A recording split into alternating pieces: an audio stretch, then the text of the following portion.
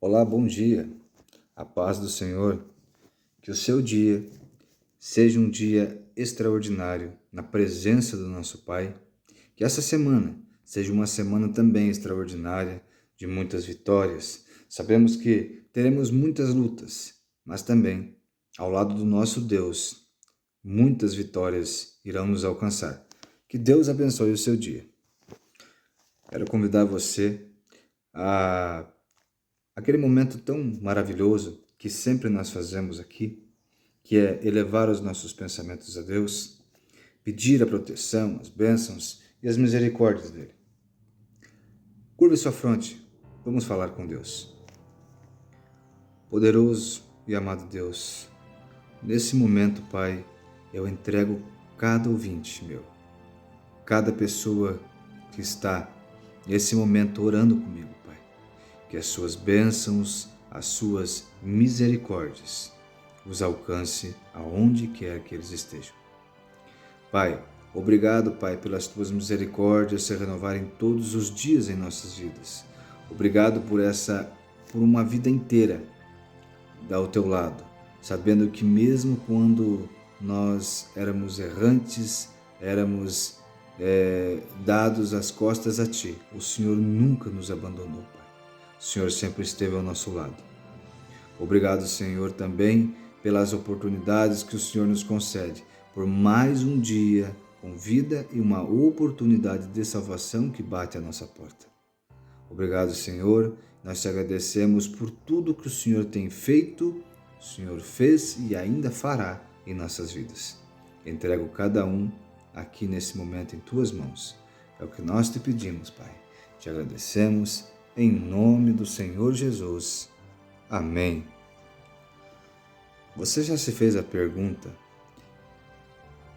como seria ter a mente de Cristo? É uma coisa assim que bem provavelmente jamais tenha passado pela sua mente. Mas você já tentou imaginar como seria ter a mente de Cristo? Acompanhe comigo. Alguns acreditam que o indivíduo será transformado com a mudança do ambiente. Devemos evitar lugares e circunstâncias que nos tornem vulneráveis à tentação. Pois bem, como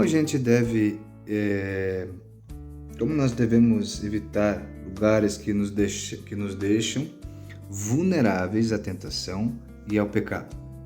Abra sua Bíblia em Salmos, do versos 1.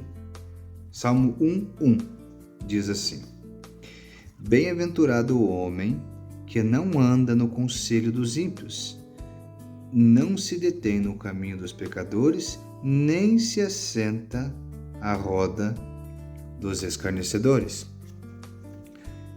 Para você evitar um ambiente tão pesado, que se você ainda não está revestido, e eu acredito que não é fácil assim a gente nunca está preparado para certas circunstâncias da vida, mas a gente deve se preparar buscando o alimento espiritual. E quando você está num lugar onde você vê que o clima é pesado e as circunstâncias ali farão com que você poderá criar um certo pecado em sua vida e ficar vulnerável à tentação, preste atenção, vou ler novamente. Bem-aventurado o homem que não anda no conselho dos ímpios, nem se detém no caminho dos pecadores, nem se assenta na roda dos escarnecedores.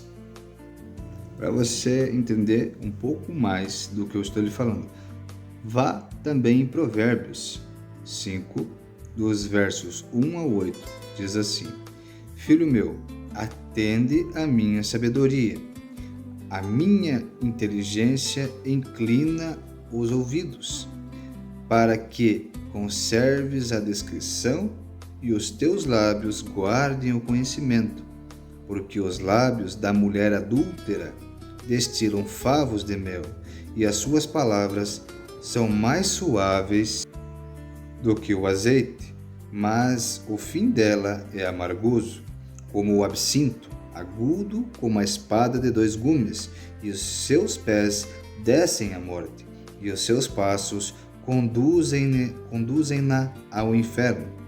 Ela não pondera a vereda da vida, anda errante nos seus caminhos e não sabe. Agora, pois, filho, dá-me ouvidos e não te desvie das palavras da minha boca. Afasta o teu caminho da mulher adúltera e não te aproximes da porta da sua casa, para que não des a outrem a tua honra, nem os teus anos a cruéis. Então, assim, quando Deus fala para nós assim, afasta-te do caminho da mulher adúltera, Ele está fazendo uma globalização. Ele está apoiando num todo. A mulher adúltera, ela te leva a um caminho da perdição, realmente, porque ela carrega junto dela a morte, né? E junto com ela, entre outras coisas, também vem lugares, pessoas, costumes que você já como cristão não deve frequentar, entende? Então, quando Cristo fala afasta-te e dê ouvido a mim, Ele quer o seu bem, Ele não quer que você caia em tentação e peque. Lugares que te deixam vulneráveis. Esses são as questões e lugares vulneráveis da vida em que você deve evitar. Mas o problema com a tentação e o pecado só pode ser resolvido pela mudança do coração ou da mente. Cristo tocou o cerne da questão do coração das pessoas, que procedem os maus pensamentos, as imoralidades sexuais, os furtos, os homicídios, os adultérios, as avarezas, as maldades, o engano, a libertinagem, a inveja, a blasfêmia, o orgulho, a falta de juízo. Acompanhe comigo, abra sua Bíblia em Marcos 7, dos versos 21 ao 22. Diz assim: porque de dentro do coração dos homens é que procedem os maus desígnios, e a prostituição, os furtos, os homicídios, os adultérios. 22. A avareza, as malícias, o dolo, a lascívia, a inveja, a blasfêmia, a soberba e a loucura. Vamos completar com o verso 23. Ora, todos estes males vêm de dentro e contaminam o homem. Compreendido? Bem explicado? Então, a avareza, o adultério, tudo isso se aplica. E quando eu falei no início do vídeo, como você se sentiria? Você se já imaginou com a mente de Cristo? Então, para você ter uma mente, para eu, você, todos que me assistem, ter uma mente de Cristo, uma mente limpa, totalmente pura, começa assim. Para você não pecar, para você não errar, para você não estar num campo neutro e você não precisar ser vulnerável em lugares em que você sabe que ali está o pecado, você deve de voltar os seus olhos para a palavra de Deus e ter consciência que o que tem que mudar nesses lugares, você deve evitá-los, né? Não estou falando que você tem que estar lá. Você não tem que estar lá. Você, quando é um cristão, você tem que estar no seu devido lugar, mostrando o brilho e a face de Cristo na tua vida. Mas se acontece de você estar num lugar desse, o que deve fazer para mudar a sua mente? É o seu coração e a sua mente ser voltadas para Cristo, para Deus, para a palavra dele, e saber que você não pertence mais àquela vida. É assim, e transformando a cada dia, doando o seu coração, a sua mente, entregando nas mãos de Jesus, que você vai encontrar a libertação para tudo isso. Então, isso significa que a mente precisa ser transformada para que o comportamento seja o quê? Alterado, certo? O Senhor havia prometido que sob a nova aliança ele colocaria a sua lei na mente do seu povo e escreveria no seu coração. Como que Deus irá implantar na sua mente uma promessa que ele fez? Como? Abra sua Bíblia em Jeremias 30, dos versos 31 ao 33. Ela diz assim: Eis aí vem dias, o Senhor, diz o Senhor, em que afirmarei e firmarei nova aliança com a casa de Israel e com a casa de Judá, não conforme a aliança que fiz com seus pais no dia em que os tomei pela mão, para os tirar da terra do Egito. Portanto, eles anularam a minha aliança, não obstante eu os haver desposado. Diz o Senhor, porque esta é a aliança que firmarei com a casa de Israel. Depois daqueles dias, diz o Senhor, na mente lhes imprimirei as minhas leis, também no coração, e lhes escreverei, e eu serei o seu Deus, e eles serão o meu povo. Então, assim, não é surpresa que no Sermão da Montanha, Cristo ampliou e aprofundou o significado dos mandamentos ao nível de pensamentos e intenções. Assim podemos vencer a tentação somente pela graça de Deus, e no nível de pensamentos e intenções devemos reivindicar a promessa para que dominemos os pensamentos pecaminosos. Nós sempre teremos natureza pecaminosa até que Jesus volte. Mas, se estamos em Cristo, estamos totalmente cobertos por sua justiça. Embora ainda não sejamos perfeitos, já somos considerados perfeitos nele. Quando estamos unidos em Cristo, temos a mente de Cristo. A pureza e o amor resplandecem no caráter, a mansidão, a verdade, controlam a vida, a própria expressão de nosso semblante se transforma.